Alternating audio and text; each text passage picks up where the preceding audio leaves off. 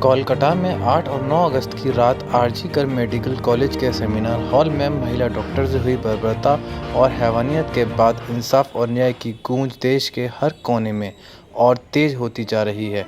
शहर शहर, सड़क सड़क डॉक्टर अपने साथी के साथ रेप और हत्या के बाद इंसाफ की मांग कर रहे हैं। इंडियन मेडिकल एसोसिएशन ने डॉक्टर के बलात्कार और हत्या तथा उसके बाद हुई तोड़फोड़ के विरोध में आज देशव्यापी प्रदर्शन का आह्वान किया है। आईएमए ने सुबह 6 बजे से 24 घंटे के लिए सभी अस्पतालों में गैर आपातकालीन सेवाएं बंद रखने की घोषणा की। मेडिकल बॉडी ने एक बयान में कहा है कि आवश्यक सेवाएं जारी रहेंगी और कैजुअल्टी वार्ड चालू रहेंगे। इससे पहले दिन में FORDA federation of residents doctor association ने भी हड़ताल का ऐलान किया था। वहीं आगरा में भी डॉक्टर्स ने मानव श्रृंखला बनाकर अपना विरोध प्रदर्शन दिखाया। वहीं आगरा में भी डॉक्टर्स ने एमजी रोड पर मानव श्रृंखला बनाकर अपना विरोध प्रदर्शन जारी रखा। इस दौरान धर्मगुरुओं और शहर के लोगों में भी आक्रोश देखने को मिला।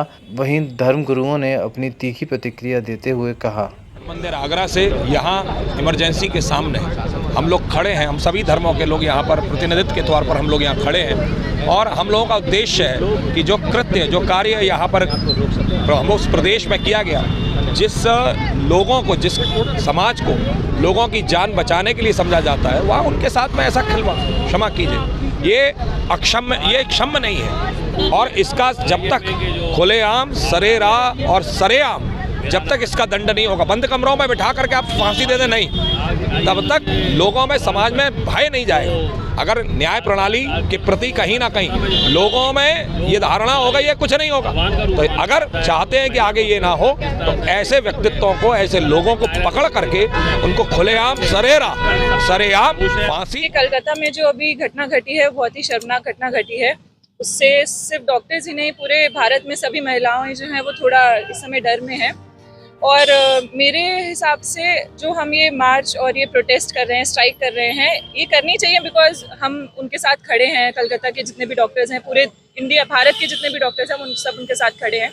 लेकिन मुझे इस चीज़ को सोच के बहुत बुरा लगता है कि ये जो हमारी सुरक्षा है और हमारे साथ कुछ गलत होता है, उसके लिए जो हमें न्याय मिलना चाहिए, ये हमारा अधिकार है। हमें इसको मांगने के लिए यहाँ पे ऐसे सड़कों पे उतरना पड़ रहा है, ये बहुत ही शर्मनाक है। आज आगरा में आईएमए के आह्वान पर जो एक राष्ट्रव्यापी बंद का आह्वान किया गया है, उसको समर्थन देने के लिए धर्मगुरुओं के साथ यहाँ उपस्थित हुआ हूँ।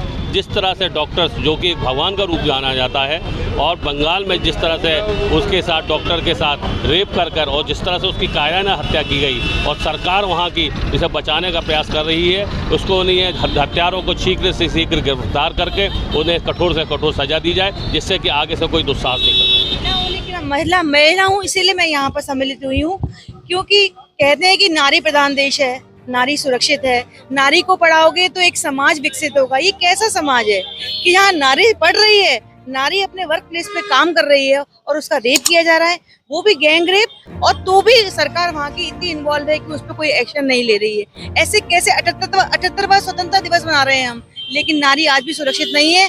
हम कहते हैं कि वो छोटी जीन्स पहनती है, छोटी स्कर्ट पहनती है, इसलिए सुरक्षित नहीं है, इसलिए रेप होते हैं। यहाँ तो वो अपने वर्क प्लेस पे काम कर रही है, रात को आराम कर रही है, उसमें भी वो सुरक्षित नहीं है। मेरा एजुकेशन ये है कि नारी को सुरक्षा दी जाए।